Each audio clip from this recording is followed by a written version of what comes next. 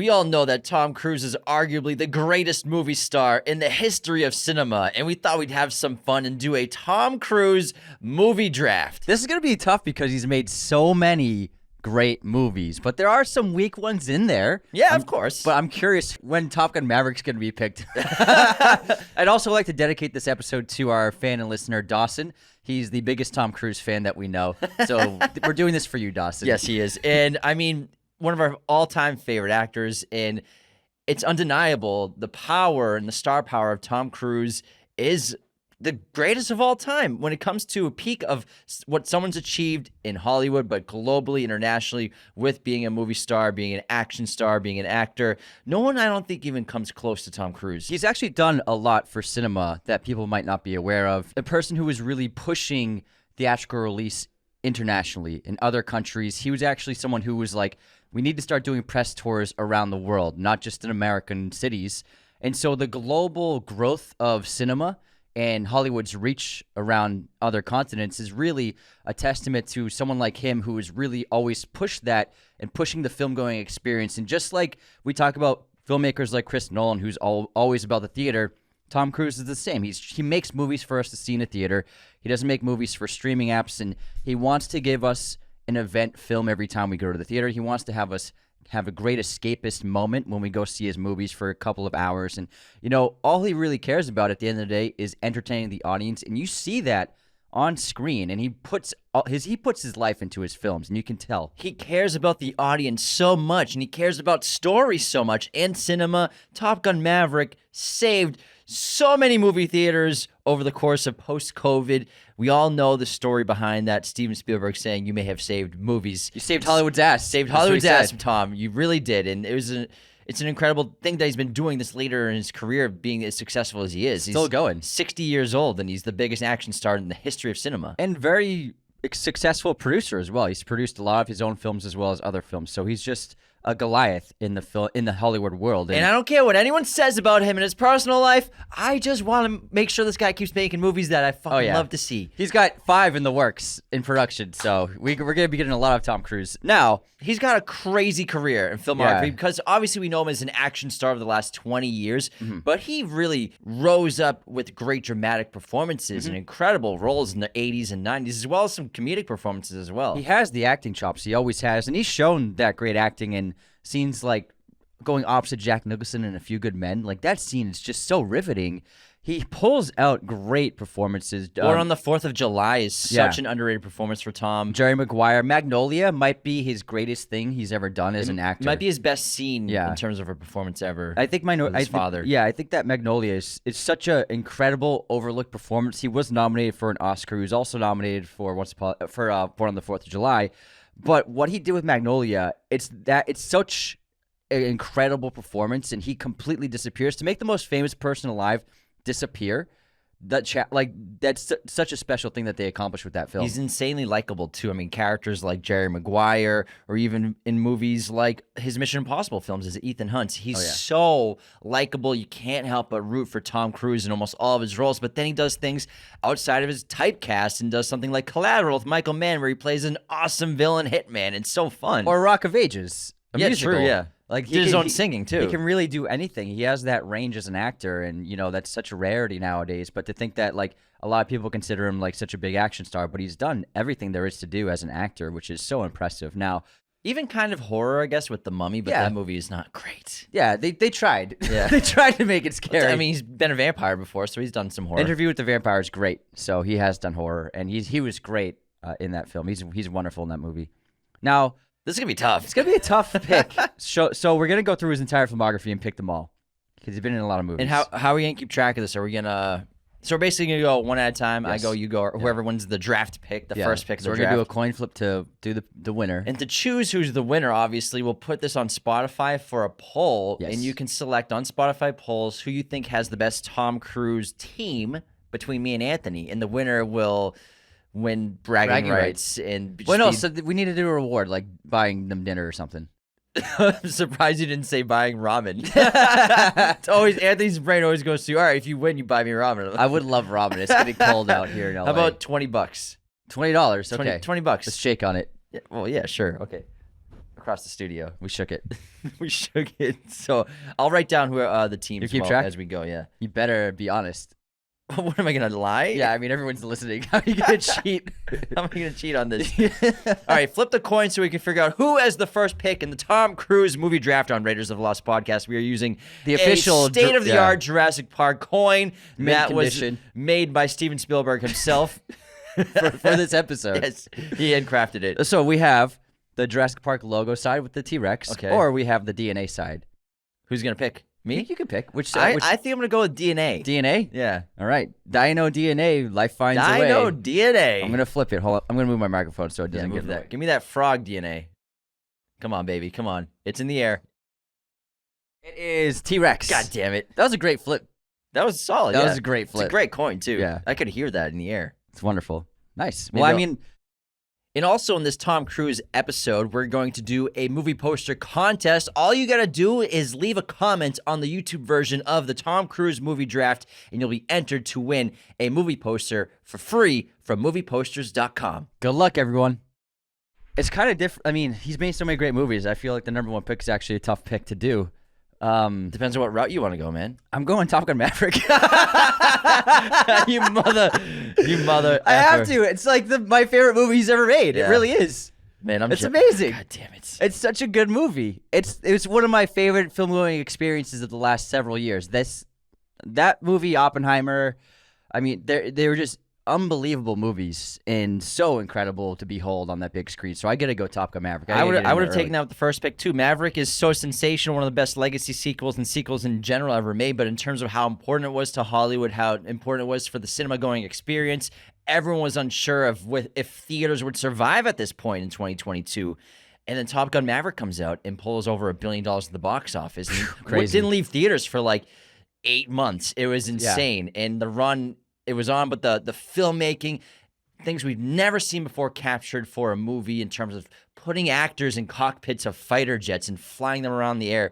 It's insane what they pulled off with Joseph Kosinski behind the camera, a really capable director, and his best movie as well. But man, You pissed God I got it? damn it! You mad I got it? That's why I wanted the coin toss win. There's still plenty of good ones too. Yeah, there are still plenty of Yeah. good ones. All right, so Anthony has taken Top Gun Maverick with the first pick of the Tom Cruise draft, and I am on the clock right now, and I'm going to select what I think is probably the best action movie ever made, Mission Impossible Fallout, which came out in 2018. I don't think it'll ever be topped in a Mission Impossible franchise or movie, in the franchise or for a movie.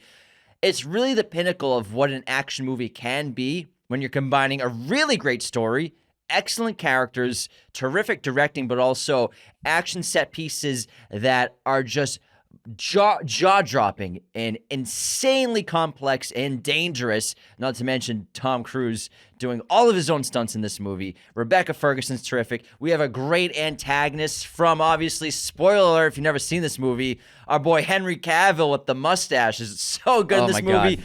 And really kind of also starting to implement things that the John Wick franchise was doing with the great hand-to-hand combat sequences that we never really got That bathroom fight. in Mission Impossible movies. Yeah, it's so good. I freaking love Mission Impossible Fallout, and what I love about this movie, it's really continued the web of connection of story arcs for multiple characters, and it's got to be my first pick if Anthony took Top Gun Maverick. That's crazy that a couple of his best movies were his most recent ones. That's what I Working mean. in Hollywood for 40 years. The guy's That's the insane. biggest star ever. He already was the biggest star ever for 30 years, and he's just insane what he's Still doing. got it. He's Still still got the it. man. The dude is jumping off planes. It's awesome. All right, I gotta my next And pick. I mean, the Halo jump sequence, Yeah. that might be my favorite stunt he's ever done. Yeah, I mean when you understand what went into it, it's really incredible. And to that's in Mission behold. Impossible Fallout. Yeah. All right, All right, so Anthony, we're in round 2. my number 2 pick. What are you going to take? I'm gonna take what I think is one of the most underrated movies of all time. You know what I'm taking. I don't know what you're taking. Perfect. The Last Samurai. I adore The Last Samurai. I love that score. I think it's a misunderstood film. It's really beautiful and stunning. The action's great. The characters are incredible. It's a beautiful celebration of this culture and its community and the embracement of differences. And, you know, the performance by Tom is really one of his best.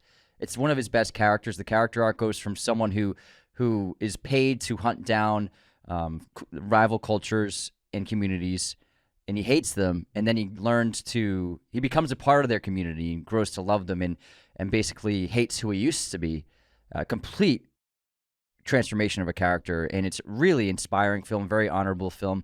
I think it's so underrated and underappreciated. It does have a good IMDb, a 7.8, but still, I think it's top tier in my opinion, especially for period piece epics. It's in Japanese samurai culture, so fascinating. I think they did a stunning job with it. Gorgeous filmmaking as well. Some of the best cinematography Probably of the his best century. looking. Yeah, it's a really beautiful film, and just the spirituality, the culture. It really connects you with Japanese culture and in the samurai culture, and it kind of makes you have a different outlook on life and really understanding. Obviously, it's a specific perspective of the samurai. Yes. They weren't all the clans weren't like this, but it was The Last Samurai. And this is the last days, loosely based off a true story. So I think it's a really fascinating film. It's one of our favorites. And you're right, Hans Zimmer's score for The Last Samurai. It's one of my favorites. Man, it could be my favorite. Like the couple of those tracks, like A Way of Life, is what a beautiful song. And Ken Watanabe is so good in this movie. He really is. He should have won an Oscar. He was nominated, but he should have won. Oh, he got nominated? Yeah, for supporting. Right. That's good. But he should have won. Terrific in this movie. They have so much chemistry on screen together, the two of them. They really are, do. yeah. They're dynamic together. That's the thing with Tom. He always works really well with others. Yeah. I think that's one of his great strengths of being an actor. Of course, he's a leading man, but he always has great supporting chemistry with other actors and actresses. Well, later in his career. I've read of some friction with other actors. Okay. Yeah. I could see that. now, this century. What are you gonna take, man? What do you take here? This is tough. You need a really good one. I mean, I got a really good one. What are you talking about? I mean, you need another really good one. You need another one. I'm going to select. Oh man, it's tough to choose. He's got so many good movies. Yeah, Holy got a lot of good Risky movies. Business, Edge of Tomorrow, Minority Report, Rain Man. God damn it. I'm just gonna go with an insanely underrated action movie and sci-fi film with Edge of Tomorrow, which came out in 2014. Nice.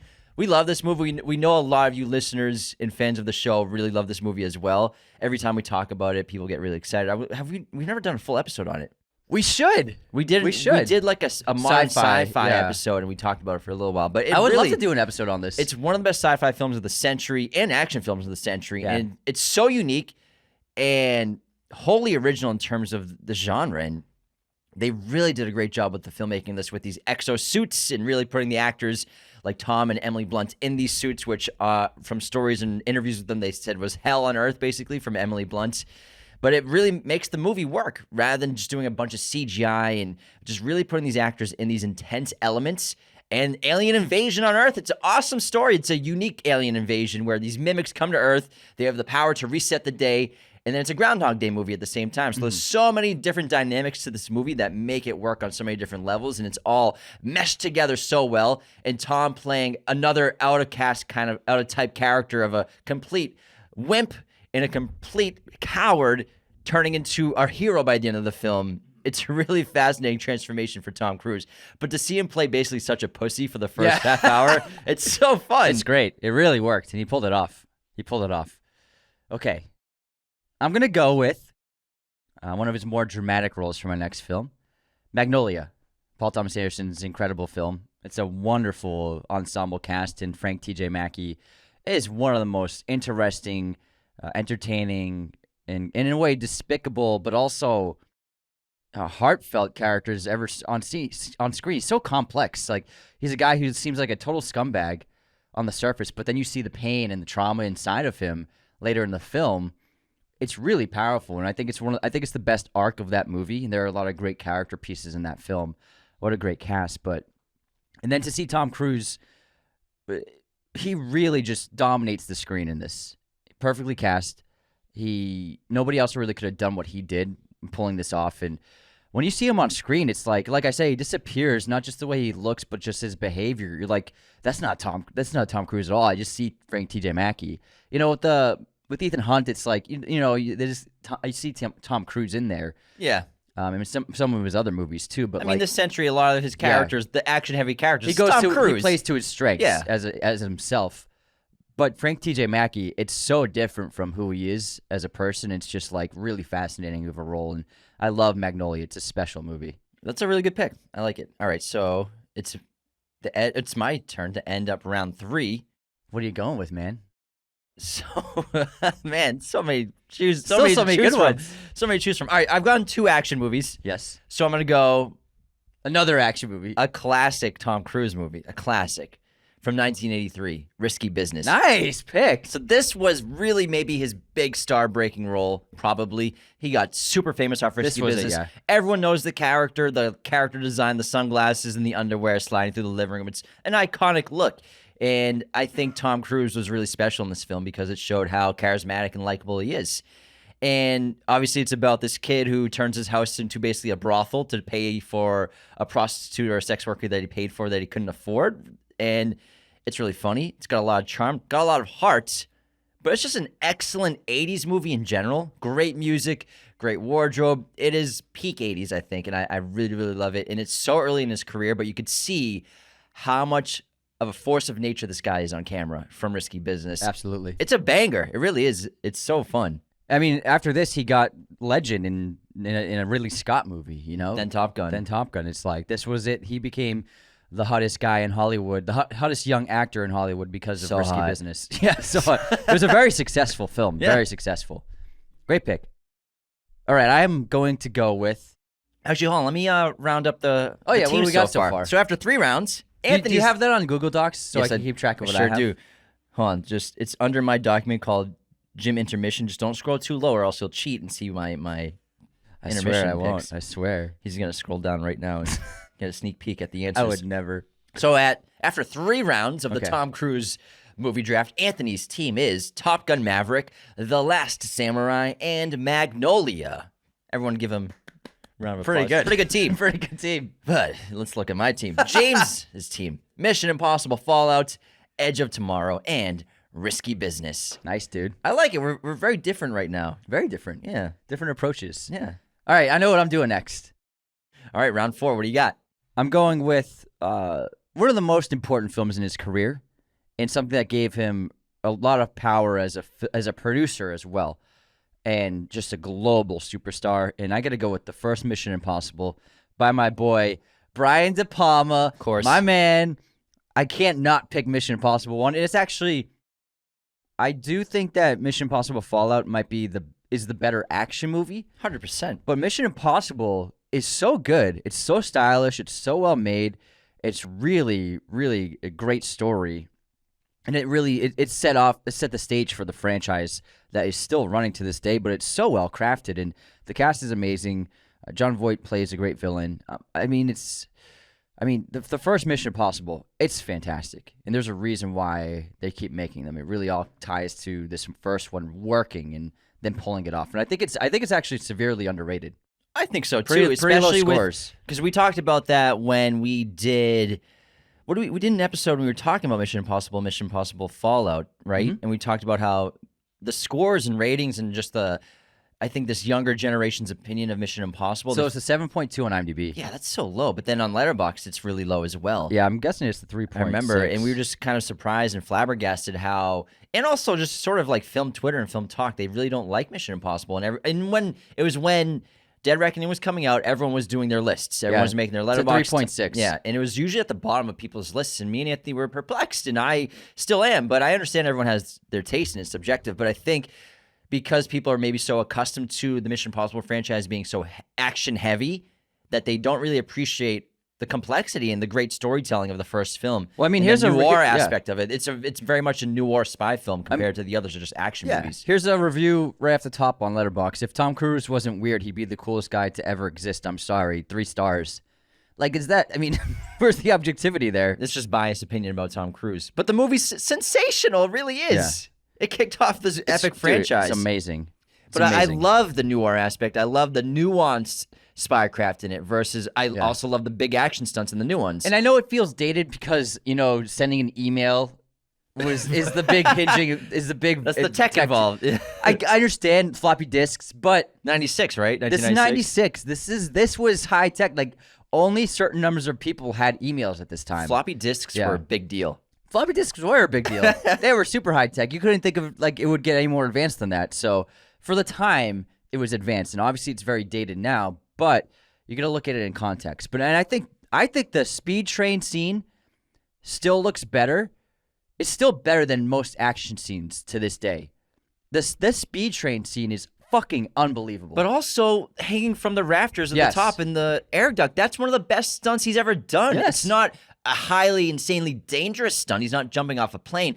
But it's so specific and unique and interesting. Difficult. And great drama involved with just this one stunt and so many stakes rising on it. It's just so fascinating. And I love that scene. I love the movie. It's one of the best I love scenes that in the whole movie. franchise, but great pick. All right.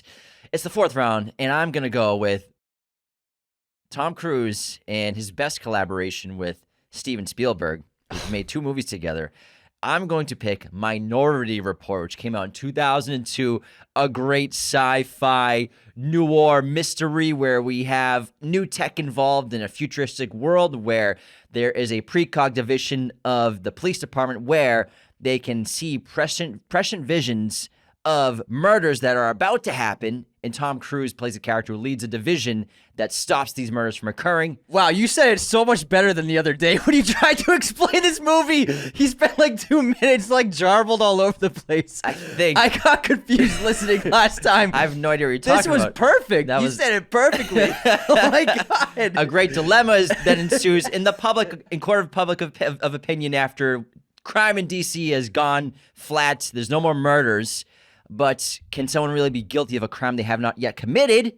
One of the great themes of the film. But Tom Cruise is awesome. Spielberg and sensational practical filmmaking, visionary effects and visuals that So good. in 2002 still hold up today. They really still, do. Yeah, I Even- watched it. We saw it in theaters. Yeah, we saw it at the New Fucking Beverly great, Cinema. great experience. Seeing it on film helped Yeah. as well. But Oh my still, God.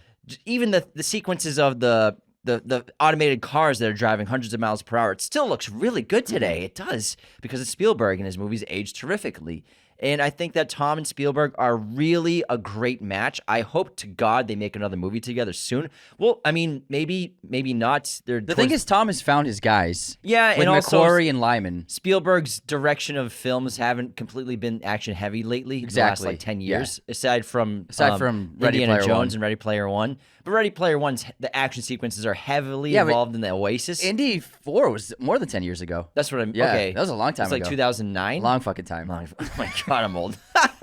But He hasn't made. I made that like 5 years ago. But the combination of them two, they're just great storytellers, and I Yeah. think this and War of the Worlds are great movies. But Minority Report's the superior. I just think that Spielberg's moved on from that kind of movie. Yeah. For the rest of his career. Maybe, He's but- more interested in, because he's done those movies, the action adventure, strong hero, done that so many times, and I think that he's more interested in other kinds of stories to tell, like Bridge of Spies or The Post, or things like that. And there's so many things about this movie, the tech involved, that are relevant to our lives, like its surveillance, AI. We have the facial recognition, eye recognition. It's really interesting how close to fruition we have come with some of the tech from this movie in 2002, which is a futuristic world. I wanted that movie, man. I wanted it. I know you did. I want my phone call. You went for Magnolia. You should have. You're gonna have to pick one of them. If you want to save one of them. You spelled Minority Report incorrectly. It's 1 T, Sorry. not 2 T's. It's not like a thought report had 2 T's. I'm just trying to help, man. It's these buttons, like smartphones. So here like, come the excuses. The buttons are so small. Come on, man. I misspell shit all the time.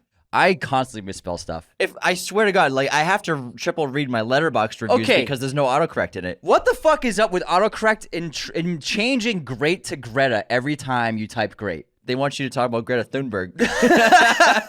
Does it happen to you? Every time I'm typing great, it goes to Greta. Every I time. don't know, man. Try it next time with your phone. It does Greta. Let me see. Every Is it fucking only time. when you're texting, or is it in When I'm texting, yeah, always. I can't tell you how many times I've had to change Greta to great because I was trying to type. Is the great. first word of the sentence or just mid sentence? I think mid sentence. Yeah. All right, so Anthony, I'm gonna text you right now. Anthony is not great. Not spelled out great. Shut up. And then I'll write great as the first word.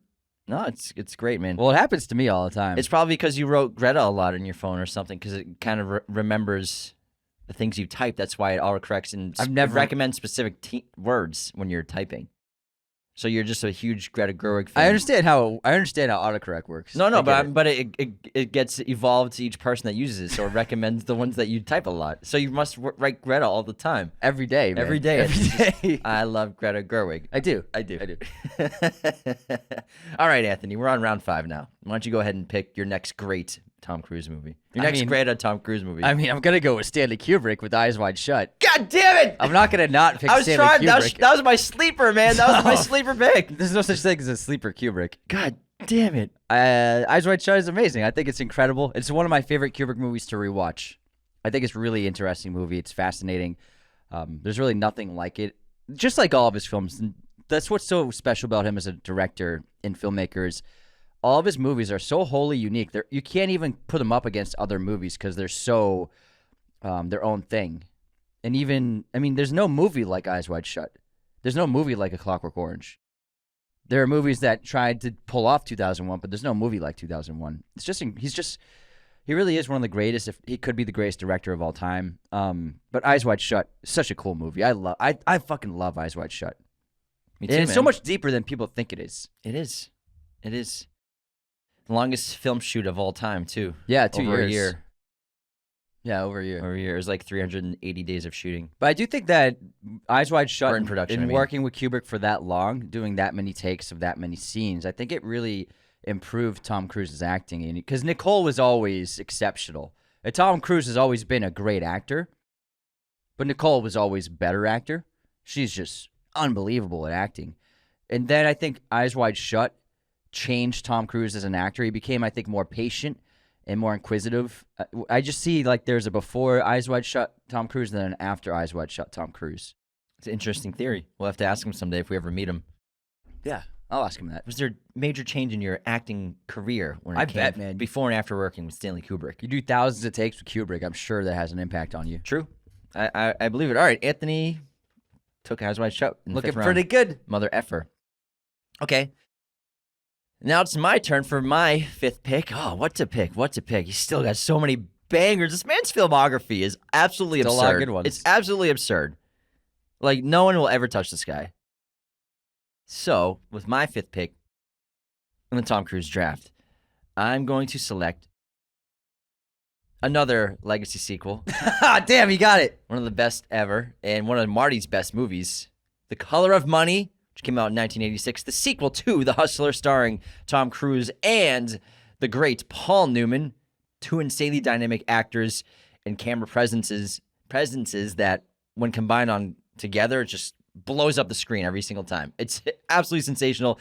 The energy that Tom brings to this role as Vincent, and then Fast Eddie, played by Paul Newman, reprising his role as one of his most iconic characters. Fast Eddie's lost a little bit of his game, he thinks, but he is currently managing a young prospect in the billiards game and the hustling game and teaching him the ropes.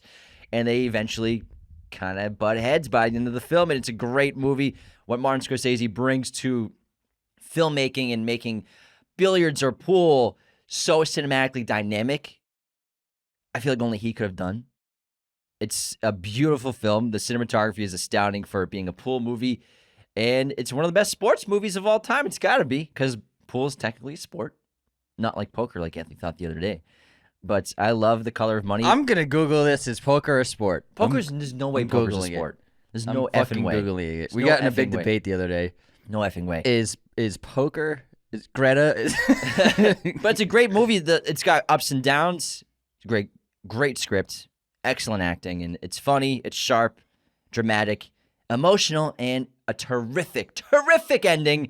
The last shot will leave you on the edge of your seat. And I loved it. I saw it for the first time last year in 5 out of 5. It's not completely... No Listen, one's agreed if you upon. can drink Jack and Cokes while you're playing, I don't consider it a sport. I mean, here it says poker clearly meets mainstream definitions of a sport. And then also another one says poker does not fit our description of a real sport. Is chess a sport, Anthony? Chess? No, it's not a sport. I compare those two completely. That's a great point. Yeah. That's a great correlation. Thank you. It's a game. I'll give pool sport. Pool's a sport. You got to bend over. Yeah, a lot of physical exertion. You got to lean, man. You got to hit that pretty hard sometimes. Yeah. You're hitting it hard the other night when we I would played say pool. because pool has so much finesse. I mean, I know all about that. I did hit the best pool shot of my life the other day. Yeah, we don't have to talk about it because That's how good it was. See, that's how I know it's good because you were like, "Oh, damn it, I want to hear about it." I know. I just because I'm sick of hearing about it. You told like 7 people in front of me in different occasions, different days about this pool shot. That's how good it was. It was such cool. a good shot. It was such a good shot. It would have been better if you called that pocket, by the way. It was such a good shot. I didn't think it would go in. He didn't call the pocket. Hey, I still won. The guys gave me the victory because they said, I can't take that away from you. It's that good of a I would shot. not have given you the victory. I've been like, you lost. You didn't call the pocket on the 8 ball. No, you. Well, I mean, because you're not a good sportsman. I'm not. No, I play by the rules of the sport. It was a respect thing. They were like, I respect that shot. I'm letting you take that. It was a respect, man. All right, let's move on to round 6 of the Tom Cruise draft, Anthony. Also, how many movies should we end with each? Do you want to end with Like 15? 15's good. Yeah, we can do 15. We don't have to do all 45 of these. 15. Let's do 15. Okay, there's a lot of good ones left. A lot of good ones. Long fucking time. I'm gonna go with my guy, my main man, Michael Mann. Collateral. Who's the main man? Is it Brian De Palma? Is it Martin Scorsese? Is it Michael Mann? Ed Hans Zimmer. I mean, they're all my main man. Don't tell them that. Collateral is amazing. It's a really underrated crime film. Jamie Foxx and Tom Cruise are really exceptional together. Their chemistry is off the charts. I love seeing Tom as Vincent the villain. His character looks really cool. Michael Mann's directing is amazing, as it always is. It's a really cool, tight thriller. It knows what it is. It doesn't try to be anything else. And it's the first time you watch it, it's very surprising. It's shocking. You're really like watching things unfold. Like you don't know what's going to happen next. I remember when we saw this in theaters, it was like really incredible. And it is rewarding on rewatches. But that first watch, it's one of those movies where you are just like, what's going to happen next? Like I can't see how this is going to end or where the story's going to go. It's that cool of a movie. And a great LA film. Great LA movie. I love it. Collateral. Yeah, I love the character. You know, it's something Tom's never really done before. This hitman takes this cabbie on a ride all night. And there's the great moment where he talks about in the back of the cab how people in New York basically don't pay attention. There's so many people around, and this man rode a subway and he was dead, and no one noticed. It took people like 10 hours to notice.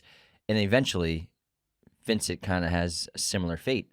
Exactly. It's cool. It's a really good movie. And he plays Vincent. He's just like a complete, in a way, I would say it's a sociopath because he feels zero empathy for what he's doing at all.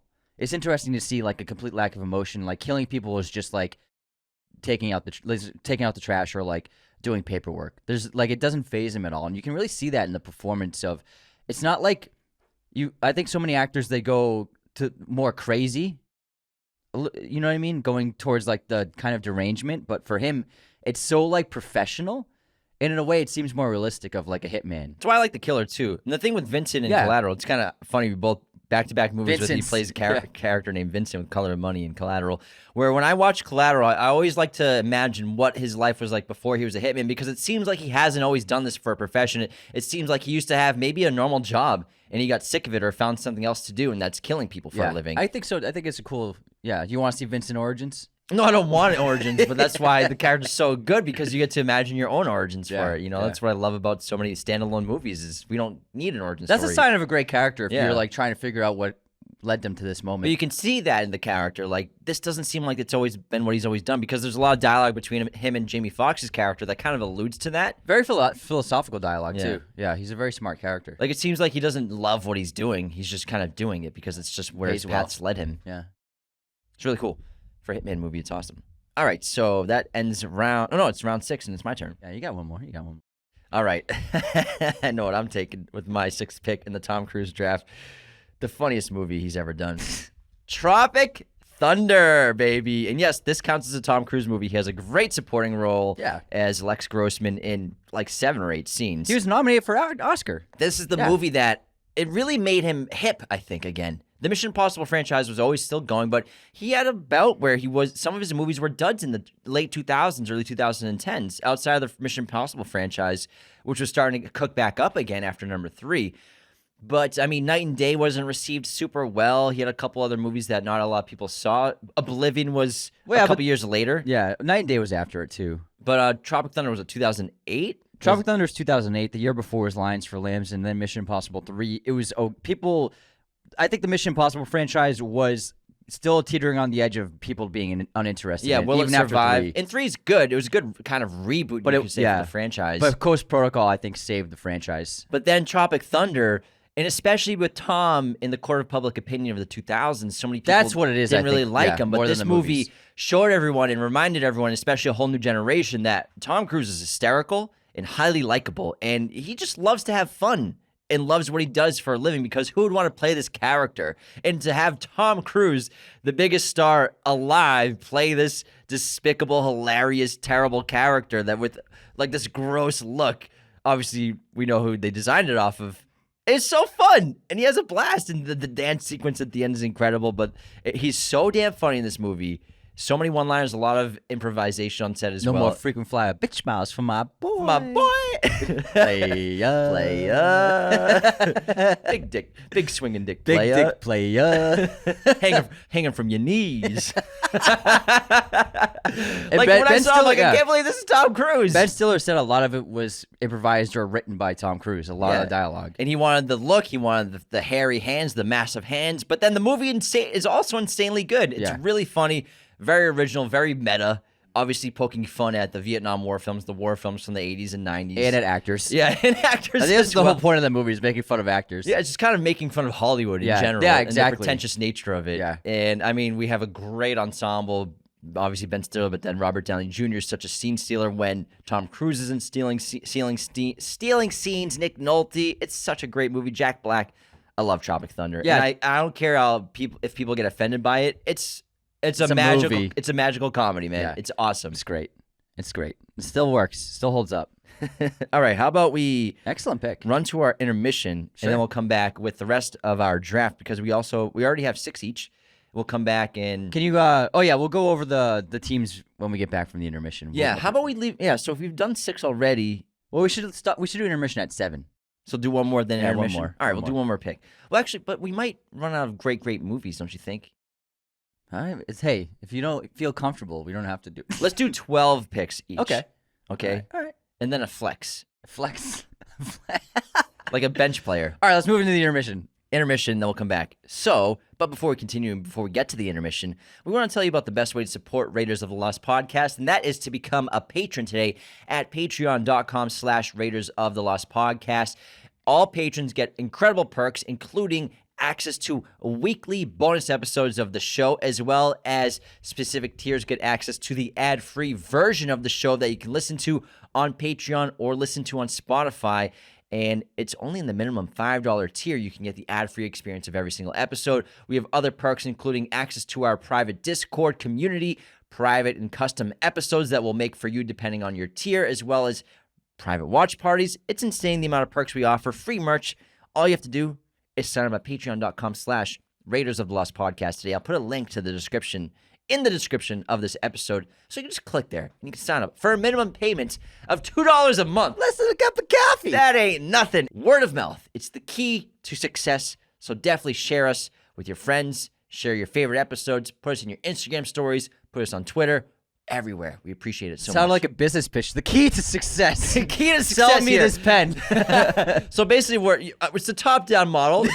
It looks like a pyramid, but it's not a pyramid. Don't worry, it's scheme, not a but pyramid. Don't worry, It's yeah. not. It just we looks all like one. benefit. It's a triangle. It's not a pyramid. It's a triangle. There's no top. It's just a triangle, I swear. This episode, of course, is sponsored by our friends at movieposters.com, the #1 place to get your posters online today. Be sure to use our promo code Raiders10 at movieposters.com to get 10% off your order right now. They have a huge selection of pretty much every movie and TV show imaginable in their poster library. Amazing quality, all sorts of sizes, framing, and even backlighting for your poster needs. They make a great gift for the movie lover in your life for the holiday season. So if you want to get some presents for your movie friends and movie family members, go to movieposters.com and get a poster with our coupon code Raiders10. Also, they are doing a movie poster contest with us. If you would like to win a free movie poster from movieposters.com, all you got to do is leave a comment in this episode on YouTube. So go to Raiders of the Lost podcast on YouTube and make a comment in the Tom Cruise movie draft episode. That enters you in a chance to win a free movie poster from movieposters.com. We're going to pick a winner in 1 week. Good luck, everyone. All right, Anthony, let's get into our intermission on this episode. And hopefully you didn't peek down my Google Doc to see the answers to the questions I'm going to ask you. I don't need to. Yeah, sure you don't. Actually, the you probably could have used for some of them. Anyways, let's get into the movie. Oh, you make hard ones? You did hard ones? No, not that hard. The quote's pretty easy. It's just fun. Here's my quote. Everyone listening, see if you can guess the movie. I'm listening. One day, it started raining, and it didn't quit for 4 months. We've been through every kind of rain there is. Little bitty stinging rain, a big old fat rain, rain that flew sideways, and sometimes rain even seemed to come straight up from underneath. Shoot, it even rained at night. Such a bonehead. Forrest Gump. Seemed to come up from underneath. So dumb. I love in the movie, when it's starting flood, he's like he thinks the drops are coming from underneath. He's like got his blocking hands, he has his hands blocking the rain from underneath him. Such a bozo. All right, my quote is, my mom's attracted to you. She's got a great body. Oh, man. That's a good one. Oh, what movie is that, though? Say it one more time. My mom's attracted to you. She's got a great body.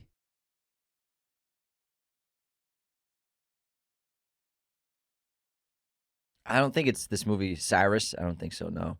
No. I mean, it's a pretty good guess, though, but no, it's not that movie. What is it? The Killing of a Sacred Deer. That's it. All right, Anthony. Guess this movie release year. Defiance. 2007. 2008. Damn it. 2008. That's a great score from James Newton Howard. Sure is. It's a really good score. Okay, what year did The Killing of a Sacred Deer come out?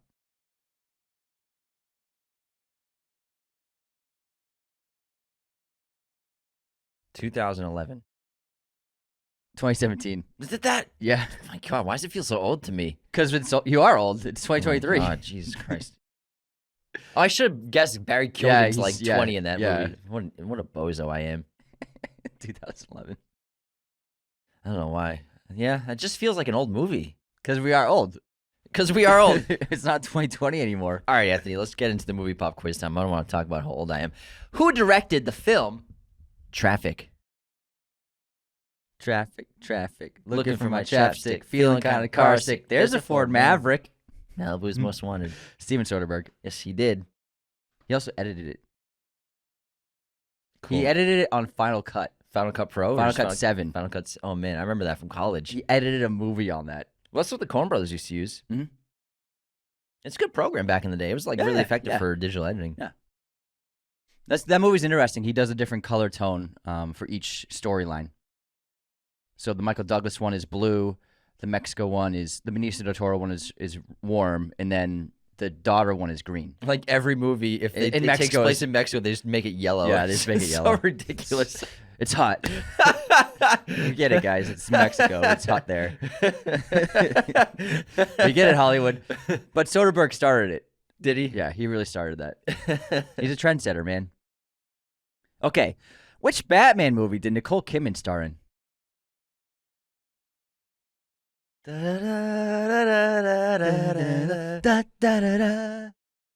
the which Batman? It's not. Tell you so much you can say. Is it Val when he's Batman?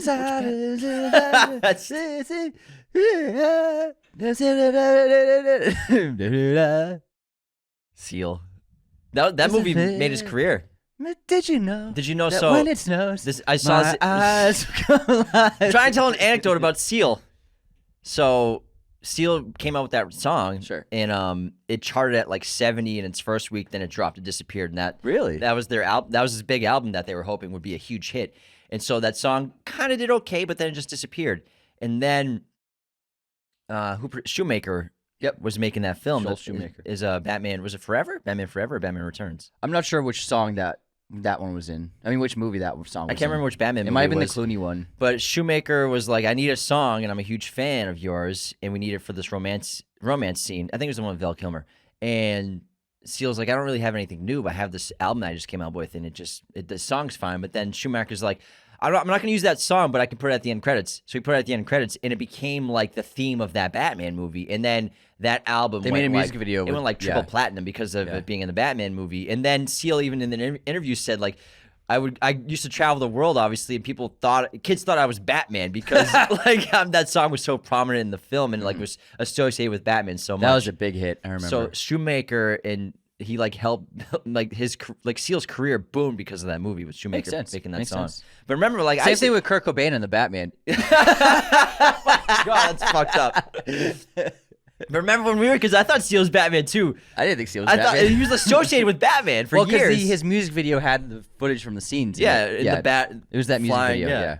Is that Batman? But all right. So which Nicole Kidman? Let's get to the Which fucking Batman question. movie? It's a good anecdote, motherfucker. No, it's a great anecdote. It's a That's great what we anecdote. do, man. He was stalling. I was not. He was Googling Nicole Kidman's filmography while he was telling that It was a anecdote. relevant anecdote because you were singing the Seal song from a Batman movie. Is it Kisses from the Grave or Tears? Yeah. No, it's what is the name of that song? Just Rose from a grave. Rose. Some Seal Batman song. Hold on. Rose from. No, it's not Rose from a Grave. Rose is in the fucking title. Kiss from a Rose. Told you Rose in the title. Yeah, you're right. We both were right. I Yeah, said Kiss from a Grave. You said something from a rose. Yeah. So when we put our heads together, There we go. was- If we only could put our hands together instead of just bickering. No, I'm right. No, you're right. we could have been like, "Oh wait, it's Kiss." What if we put from them together? A Rose. Let's work together. No, I can't have that. We can't do that. Okay. Gotta have conflict. The Nicole Kidman Batman movie. 12 hours later. It's not Batman Forever. No, it's not Batman and Robin. It's Batman Forever. correct. Got it. Batman Forever. Yes. You got it, man. The Val Kilmer one. Yes. You said it earlier, and I was like, I hope he doesn't guess that one. He just doesn't want me to guess it right. Yeah, I mean, you don't want me to guess them, right? Well, That's I why give we you- make the questions. No, they're fun though. Like the Forrest Gump was yeah, obvious. but we also make challenging ones. Don't, Yeah, I know. don't act like you don't act like you want me to get them all right. No, but I want to have fun. Such a liar. If I wanted to stump you, I wouldn't have done Forrest Gump, man. Yeah. You give me plenty of stumpers, though. Yeah, for sure. Absolutely. I'm not You saying just want to do the accent. I just like You doing did a great job. So you got some haters. Yeah, me- who let do me we have for haters and unsubscribes Let me pull out the haters. besides you and my Seal anecdote? No one cares about No, Seal's I career, loved, Anthony. No, I loved the anecdote. I thought it was great. I was just being an asshole. It was just a very long story. I had to give it context. That story needed context because you need to understand that album just died on arrival. I'm just breaking DOA. your balls, man. I'm just breaking your balls. I loved it. Kiss of the Rose DOA until it was put in Batman. Oh, wait, do we have any unsubscribes? Hold on. No, I don't have. Oh, wait, I got some. Wait, no. We did those last episode. Sorry, bear with me. Okay. Gotcha. Jonathan Castellanos wrote on our Covenant Prometheus episode, "What, you guys didn't like Your Highness? Guess you didn't watch it high enough." Unsubscribe. That was good. I think that's the only reason why that movie would be enjoyable is if you're stoned when you watch it. Yeah. That's it for unsubscribes this week. That was a good one. It cracked me up. We have a great 5-star review. Oh, from... sorry. We got one more. Sorry. Okay, this is gonna have to wait. Earbuds and headphones, James? That's it. Unsubscribed from Mitchell. You're Zoom- wearing earbuds and Because headphones. of the Zoom, when we do Zoom calls, so I wear headphones for the audio interface that we record the show on, and then I have headphones for the Zoom audio. So it looks silly, but there's Oh a my God, method. it was so funny. There's a method to the It madness. cracked me up when I saw that. You do look pretty ridiculous. There's a couple of TikTok videos of You have that. like 6 sets of headphones on. We don't have an audio engineer on set, so I got to listen to the Zoom and the audio interface. It's funny. Anyways, it's funny. It does look weird. Great 5-star review right now, though, from It's Fear. Addictive. Nice. I'm glad I found this podcast. Now my morning routine starts with these two. The audio is immersive. Oh, I'm glad to hear that. Wow, It's Fear. Thank you so Thanks, much for It's the 5-star review. And I like that. The Cool audio is username. immersive. Cool username. Yeah, It's Fear. they spell it ITSPHEER. It's Oh, fear. It's It's fear. fear. It's a good pun. Must be their name or something. Possibly. All right, Anthony, what's your streaming recommendation for this episode? Mine is a movie I just watched called The Treasure of the Sierra Madre. It's one of the most incredible classic westerns ever made from John Huston, Humphrey Bogart. is amazing. There's a great cast as well. It's about gold seekers digging for gold in the Mexican desert and turning on each other. And it's just such a great, great story. I fucking love it. It's so good. Check it out. My streaming recommendation is a film that is on Amazon Prime from the 1960s. The Graduate Nice. is available for stream for Prime users. I can't recommend it enough. It's hysterical, incredible coming-of-age film, and a big breakout role for the great Dustin Hoffman. Oh, yeah. Big time. Big time. Now, let's get back into our Tom Cruise draft. We did 6 rounds already. Let me name off the teams so far, and we'll do another 6 more picks, and we'll see who has the best team according to our listeners. Anthony's Tom Cruise team currently is Top Gun Maverick, The Last Samurai, Magnolia, Mission Impossible, the OG, Eyes Wide Shut, and Collateral. Pretty good. James's team, the GOAT, my team. You're the GOAT? You call yourself the GOAT? Mission Impossible Fallout, Edge of Tomorrow, Risky Business, Minority Report, The Color of Money, and Tropic Thunder. It's a good team. Thanks. It's a good team. Likewise. Anthony, would you care to start us off with round 7 of the Tom Cruise draft? I would love to. But first things first, you gotta show me the money! Motherfucker. Show me the money! Help me help you. That was my next pick. You complete me, man. Jerry Maguire, one of my favorite rom-coms. It's also hysterical comedy, great sports film, amazing cast. Tom Cruise just destroys it. Renee Zellweger is amazing. Their chemistry is wonderful. It's a really great love story, and it's rare for like such a good romance film to also be hysterical. And it's kind of like in a league of its own in that genre. It's really that great of a movie. Cameron Crowe is an excellent director sometimes, and this is one of them. This is probably his best movie, I would say. Yeah, I mean, Almost Famous is also so good, though. Is that? Oh my God! Yeah, he made Almost Famous. Yeah, so Yeah. I don't know if they're both exceptional, Yeah. but I would probably put Almost Famous a little bit above Jerry Maguire. But actually, I think I like debatable. Jerry Maguire better. I mean, Cuba Gooding Jr. is Yeah. awesome in this movie as well. I think I like Jerry Maguire better. It's a classic. It really Yeah. is, and It's great. that was my next pick. All right, so Anthony has selected Jerry Maguire with the 7th pick in the Also, draft. it's just so quotable too. It's so many famous quotes from that movie. Yeah, there sure are. Help me, help you.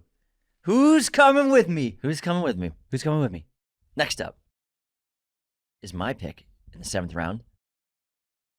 I'm taking, speaking of Dustin Hoffman, Nice. Rain Man, which co-stars Dustin Hoffman and Tom Cruise.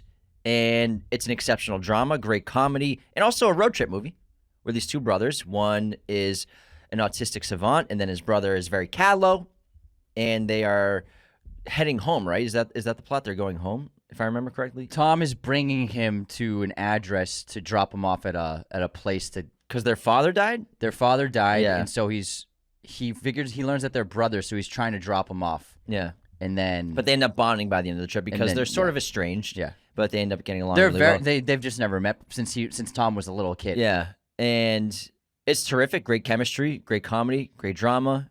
And I It's think an excellent screenplay too. Yeah. It's a really good screenplay. It's like- Dustin's awesome. Yeah, it's like Pitch Perfect, beat for beat, a great screenplay, and then Dustin's amazing. 1988 too. Yeah. So it's a banger from the 80s. Extremely successful movie. Oh, over 300 million, I think. Yeah. Or over 400 million. Barry Levinson, really, Yeah. really capable director. Maybe his best movie. And It is his best movie, Yeah. yeah. And also, Hans Zimmer's first score as a composer. that's right, as a film His composer First score. His first score. for a feature-length film. Yeah. Really cool. He was really playing with the 80s and then Yeah. like the Xylophone. that xylophone, but like that dun, dun, dun, from Yeah. similar to like Broken Arrow, but also in True Romance. Yeah. That kind of like Yeah. theme that was so prevalent in like the 80s and 90s movies. It was It's very just playful. everywhere. Yeah, Very the playful. playful. Dun, There are dun, trends dun, dun, in dun. film composition for sure. There are trends. There sure are. All right, Anthony, 8th round. Who you taking with your next pick? This is actually getting pretty difficult. Who am I going to take? Oh, man, there's so many good ones left. But you know what? I just watched this recently, and I really liked it. And I love horror. And it's a really great horror film, and I really like vampire movies, and it's a great vampire movie. So I'm going Interview with the Vampire. I think it's a really great film. And Tom is exceptional as Lestat. He's so freaking good in this movie. I think he honestly was a vampire in this role he, temporarily. he's so good in this movie. unrecognizable. So I'm going Interview with the Vampire. And it's just a fucking top tier, one of the best vampire movies ever made. Yeah, the cast is awesome. I mean, it's Tom Cruise, Brad Pitt, and then Kirsten Dunst in a great early role. And Tony Banderas, too. Yeah. Yeah. Awesome movie, great period piece. Production design's exceptional. The horror is really good, but also great metaphorical and philosophical themes about what it means to be a vampire and what that life means for somebody who doesn't want to have that curse and kill people for the rest of their life. It's a really good movie. Really good movie. Excellent. I have not seen the show, the remake, but I haven't. Yeah, I've heard mixed things about it. So Anthony has taken Interview with a Vampire. Now it's my turn. My turn. Oh, man, what to take? Okay. I'm going to take another Mission Impossible movie. This time I'm taking Mission Impossible Rogue Nation. Good pick. I think this is a top-tier Mission Impossible movie. This features one of the coolest stunts that they ever did with This isn't This is the Rebecca Ferguson's first one. This is Rebecca Ferguson's first one. film. Yeah. Which is why I'm picking it, because I think she's such a great It has the addition. motorcycle chase. Yeah. But she's such a great addition to the franchise. Ilsa's one of my favorite characters in just action cinema this century.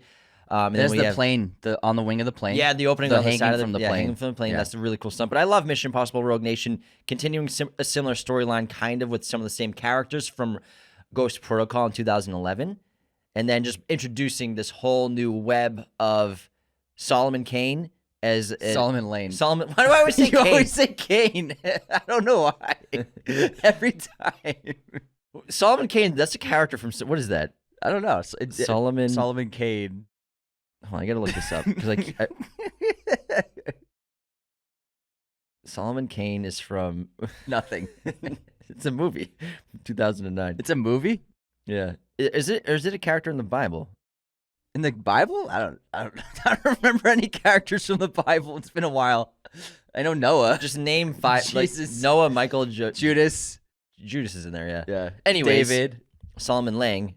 So introducing him as a great villain for a couple movies for the franchise, and overarching story arcs going forward. But I think it's an awesome movie. It's a great movie. Great action flick. Opera scene's great. Sure is. Yeah, but that motorcycle chase, damn. What a great fucking chase scene. I love that. Yeah, so this is the 5th movie in the Mission Impossible franchise. It's also got a lot of great comedic elements, like when he and Simon Pegg are driving in the car and Simon Pegg's freaking out, and then they crash into Renner and Ving Rhames, and they're like, hey. It's really funny. It also has, I think, the most underrated stunt that Tom Cruise has ever done. The underwater movie. one? No. So the stunt where he is imprisoned behind, and he's tied to a pipe. So he does the pipe. Basically, his hands are tied behind the pipe above his head, and he has to basically shimmy himself up the pipe while Ilsa's fighting all those henchmen. Some core strength right there. And that stunt looks intense. Obviously, it's edited, so he only does like 3 of those ab pumps up to get off the pipe, but it looks insanely hard to do, and he freaking really does it. Yeah. Besides when he's jumping off, obviously, That's they probably use a impressive wire, core but like to strength. get up the pipe, it looks really intense, and I think it's maybe the most underrated stunt he's ever done. It is very underrated, yeah. It's just because it's less showy than the other ones. Cinematically, it's freaking so awesome. quick. It's badass. It's so quick, yeah. But yeah, it's one of my favorite things he's done in Mission Impossible. Robert Elswit, I believe, shot this film, if I remember correctly. Gotta make that money. Oh yeah. Getting paid, Robert Elswit. Well, I mean, he made a couple of the James Bond Brosnan movies. True, but also the important thing about Rogue Nation, Mission Impossible 5, is it's the first one that Christopher McQuarrie directed. Yep. That's what I said earlier. I wasn't listening. I said it was McQuarrie's first one. Oh, you mumbled. I didn't hear it. You weren't listening. I was not at all. It's okay, man. All right. What to pick? I got it. We're in the 9th round now. I got it. I'm going with just fucking Aaron Sorkin's breakout movie, A Few Good Men, baby. What a great movie. What a great courtroom drama. Incredible screenplay from now probably the greatest screenwriter alive. And really, it all hinges on... Tom is excellent in this movie. He is really good in this movie. Demi Moore's great as well. Kevin Bacon's awesome as the rival, as the defense attorney to Tom Cruise's prosecuting attorney. But this movie really captured Tom Cruise as the hotshot stereotype he played a lot. Because when the movie starts, he's just on this case. He doesn't really care about it. He's just doing it because he was assigned it, but he's like doesn't really care about winning.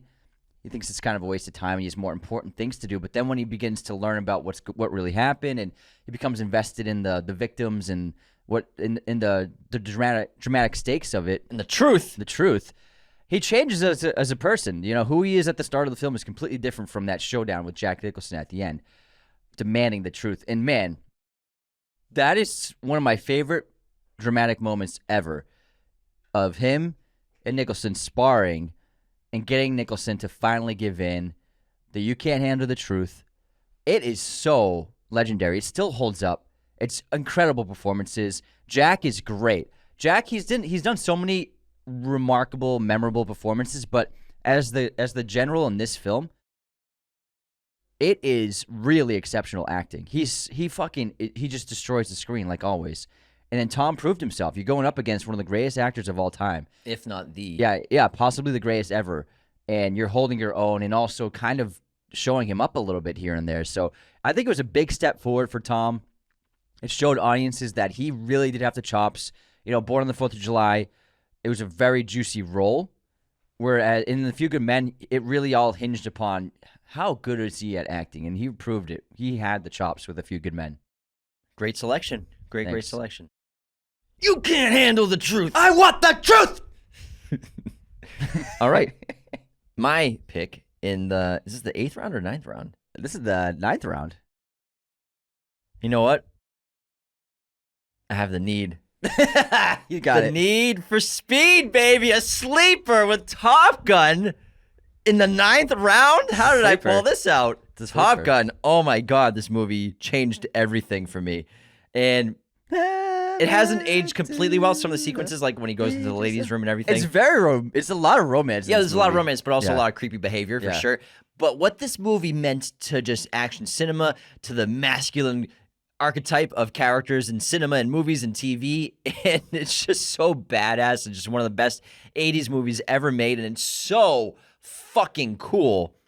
This is a movie we grew up, it was like peak cinema to us when we were kids, and it was Maverick was our hero. Everyone knew who Maverick was. He was such a cool character.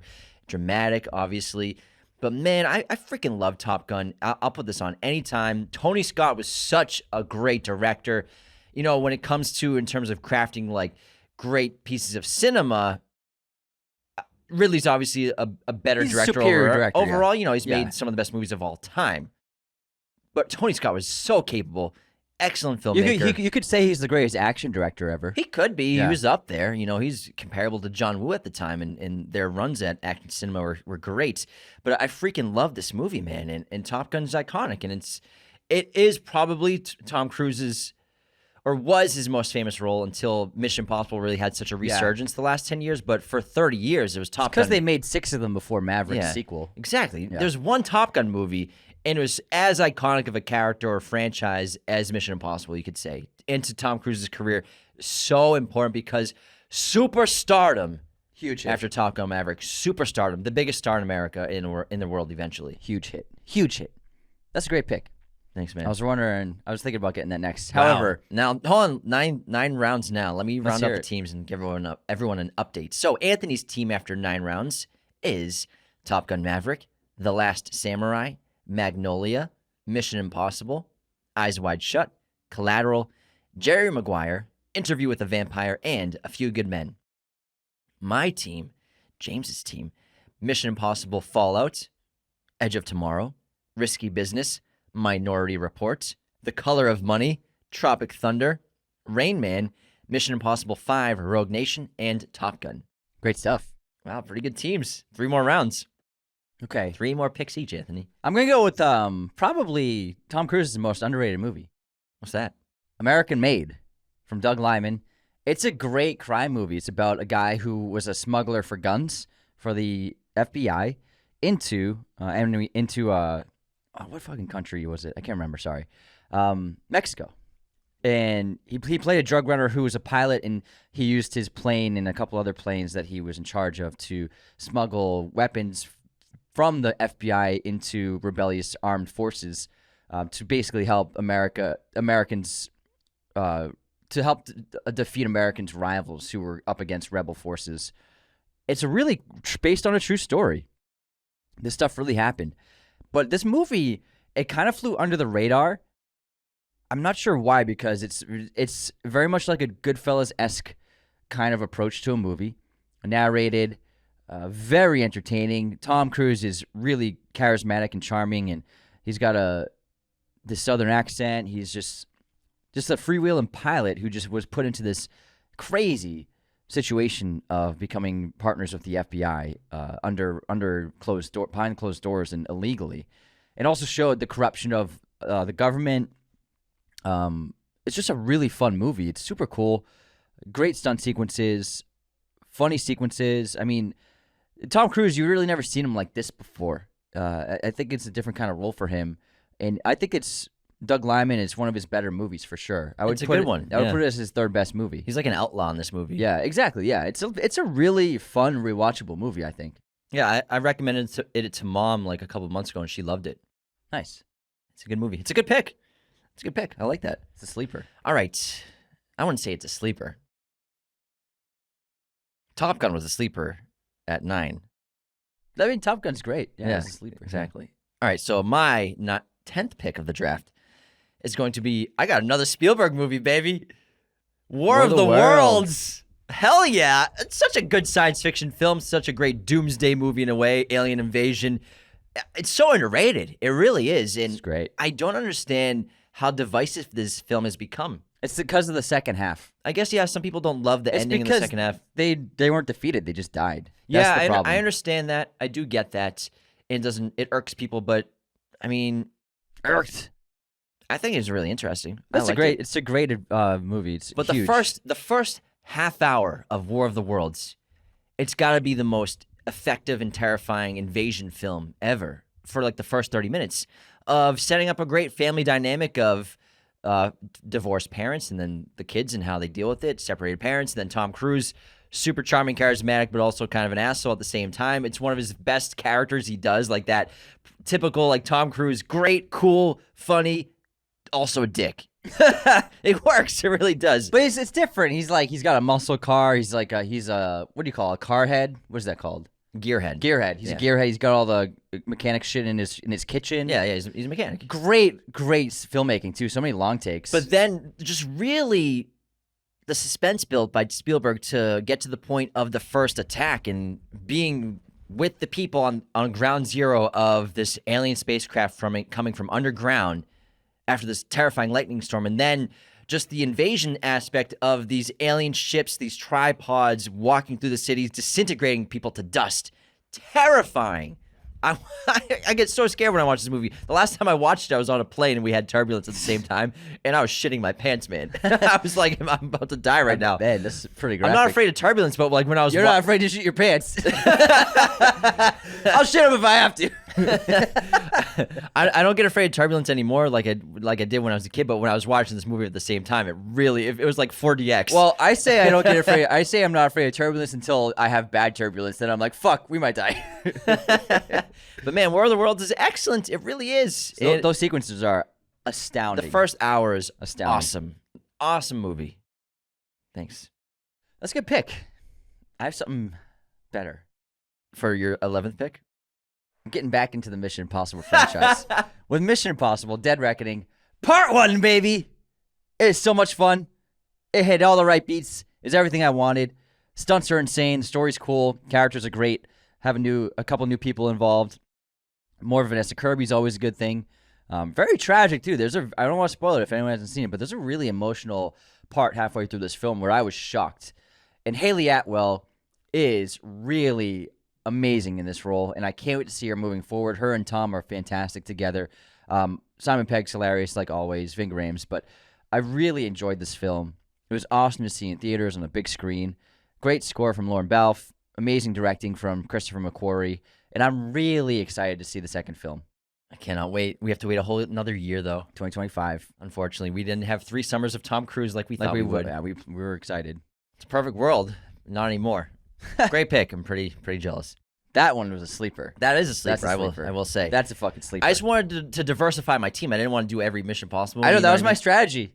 That's my strategy to get you to start picking Well, more Mission now Impossible you're starting movies. to take kickers in defense, so I'm going to go ahead and take Mission. Whoa. Mission Impossible: The Reckoning is not a kicker. It was a joke because when people like take kickers, like, oh, I got to take a kicker now. Uh-huh. Or, okay, you took a quarterback, so I got to start taking my quarterbacks. How's that? Is that better? I think you're just jealous of my pick is what it is. It is. I am jealous. I just told you that. It's a sleeper, Jealous. baby. It's It's a jealous. sleeper, kid. Mission Impossible Ghost Protocol is my next pick. Mission Impossible 4. Excellent film. We have the great stunt sequence of Dubai with the what's that Burj building called? Khalifa. Burj Khalifa, and as well as kind of a new aspect to the Mission Impossible Force, where they have to kind of go underground and go rogue in a way, and they have to operate on their own. Jeremy Renner's introduced in this film, as well as who else? Who else is introduced in this film? The Secretary is introduced in this movie too, who doesn't last very long. But I really like Leia this. Seydoux, assassin. Yeah, Leia Seydoux. But Simon Pegg is a scene stealer in this movie. He really busted out the comedy. I really love the opening sequence of breaking that guy out of the Russian prison with Ethan Hunt as well. It's a lot of fun. Not to mention his escape from Russian authorities. The blowing up of the Kremlin is crazy. And infiltrating the Kremlin is such a delightful 5-10 minutes with Tom and Simon Pegg. Just their chemistry together is perfect. The dynamic between Ethan and Benji is so fun to watch. And Paula Patton. Paula Patton. That's who I couldn't remember her name. But I think that's one of the coolest sequences of the Mission Impossible franchise is infiltrating the Kremlin.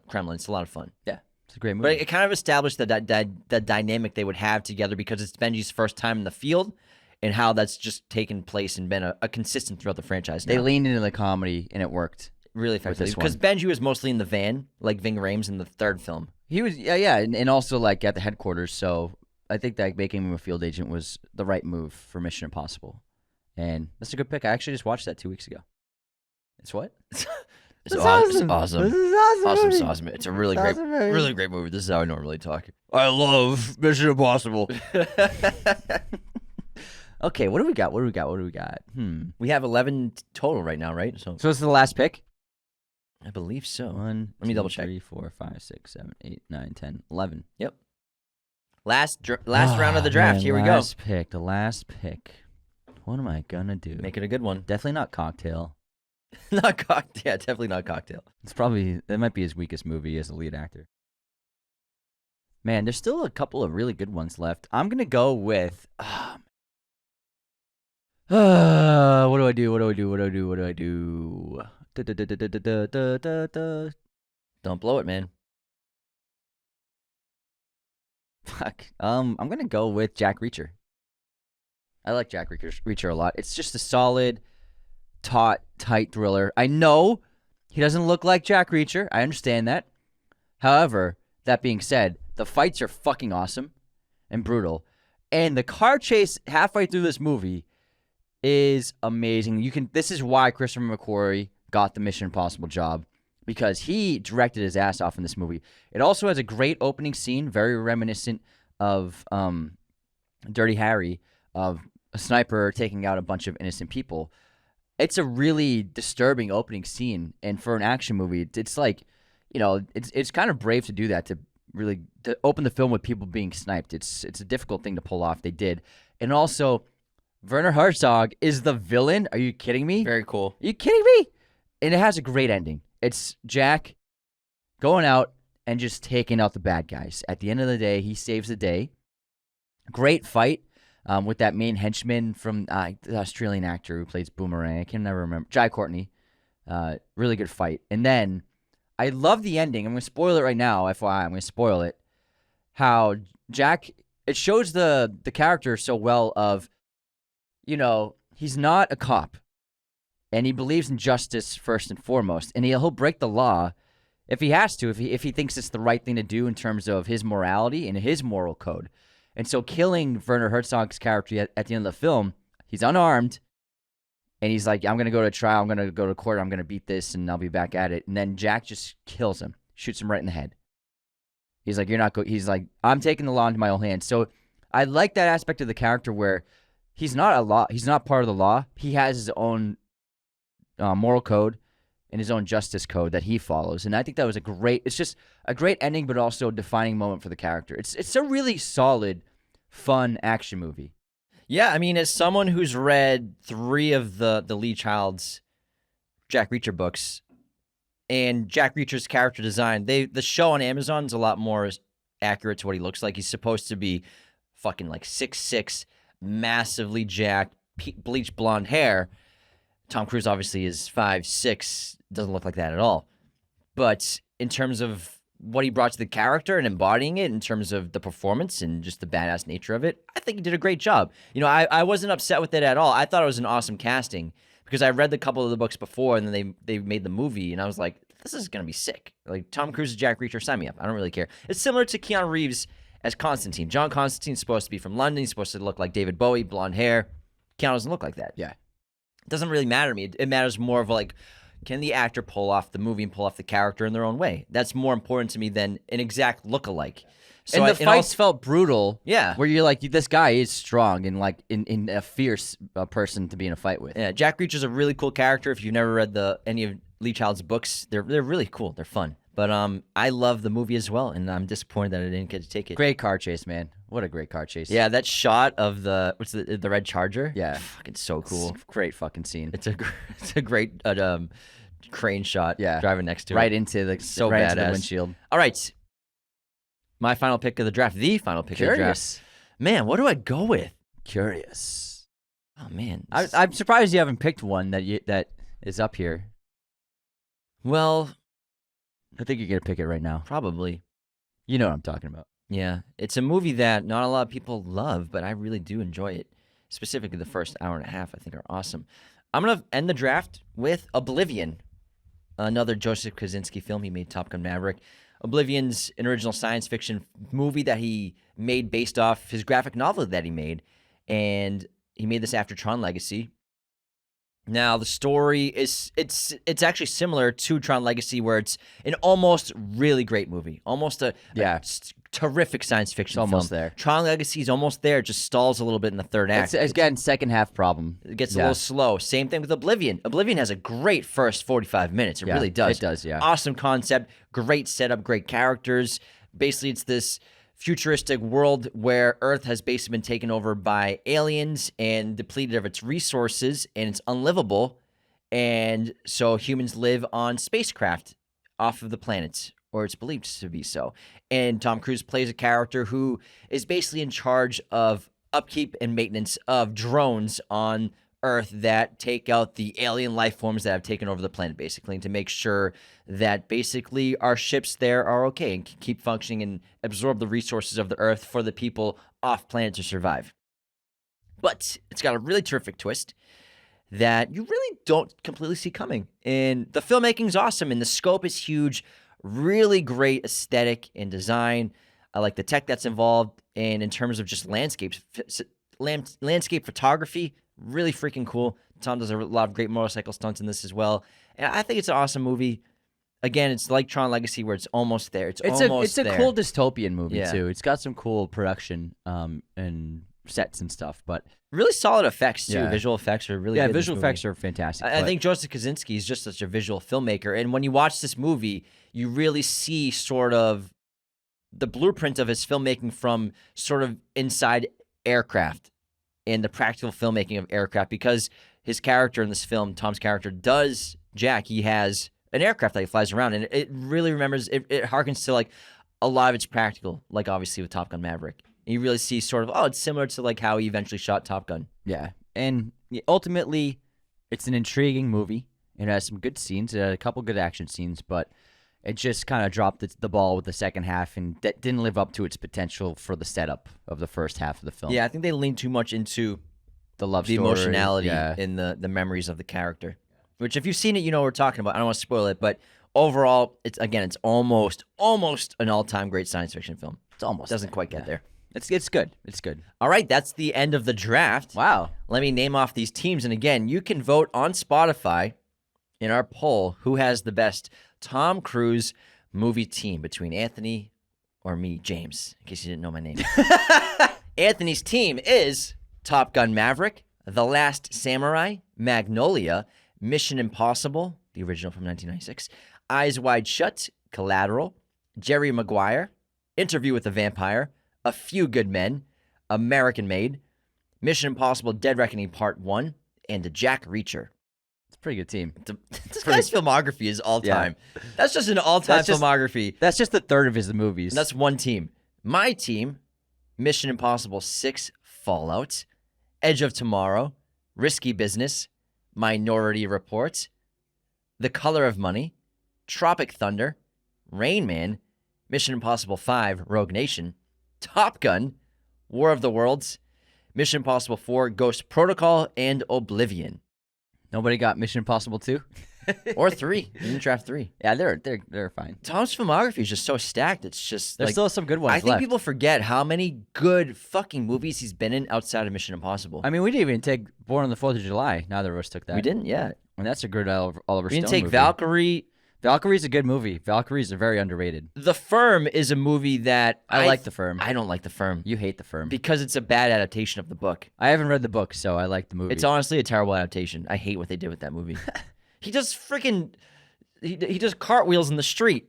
So what? It's so dumb. It's just It's movie. so It's a it's movie. so 90s. He's just like walking by these kids that are dancing. Guess what it was made? That's what I mean. It's just so, but like no one did that ever. No one's walked past these kids that are doing some dances on the street and done a bunch of cartwheels. I don't like it. You were irked by that. Also, neither of us took The Outsiders Yeah.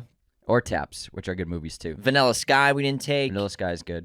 Days Although of Thunder. I didn't take Vanilla Sky because the original is way better. Yeah. Days of Thunder wasn't taken.